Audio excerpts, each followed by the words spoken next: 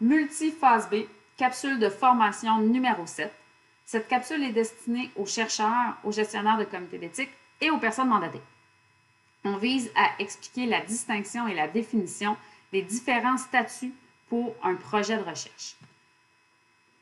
Donc, dorénavant, avec l'implantation du multi, chaque projet de recherche va avoir 3 statuts distincts qui vont nous renseigner sur l'évaluation éthique du projet par le CERI, donc l'évaluation globale, l'approbation du projet.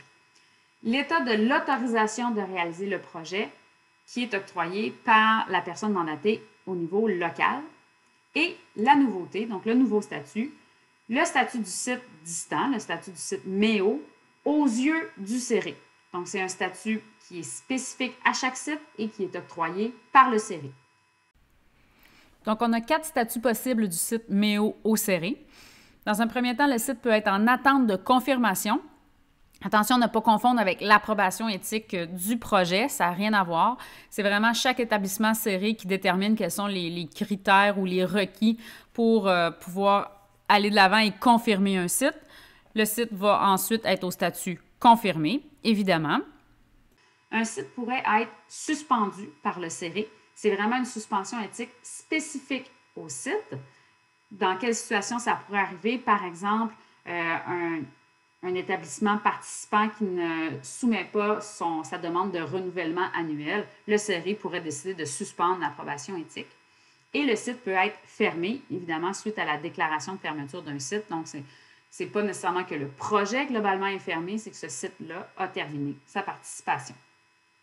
Évidemment, les modifications de statut de l'évaluation globale du projet peuvent venir influencer les statuts de site.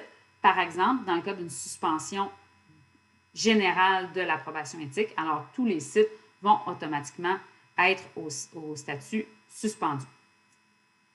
Au moment de l'implantation, ça c'est important de comprendre ça, le statut par défaut qu'on va octroyer à tous les sites participants de tous les projets qui sont en cours va être confirmé. Ce statut-là n'existait pas avant ou n'était pas nécessairement utilisé de façon harmonisée à travers les établissements.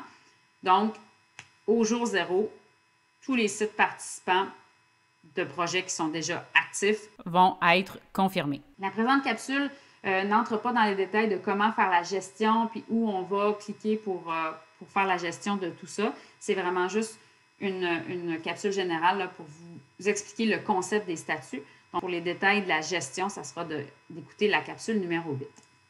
On va faire une démo tout de suite après cette diapositive-là pour vous démontrer où sont les endroits où on peut visualiser dans votre plateforme quel est le statut de mon établissement ou quel est le statut des établissements que je gère à titre de série. Donc, d'abord, premier endroit à l'onglet « Statut » de notre projet, on va voir la distinction très bien définie entre les 3 statuts. Aussi, sur la page de notre projet, à la portion de gauche, on a une section où on va pouvoir retrouver dans la section « Statut du projet », le statut de l'autorisation PM et le statut du site au CERI. Et on a une section qui s'appelle « Statut des évaluations ». Dans cette section-là, on va retrouver le statut de l'évaluation éthique. Donc, on va bien voir ça tantôt dans la démonstration.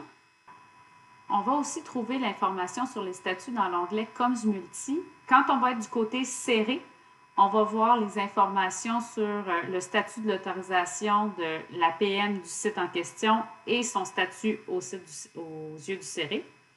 Puis dans l'onglet Coms Multi, lorsqu'on se trouve du côté MEO, ça va nous donner uniquement le statut de notre site au CERI. On passe maintenant à la démo.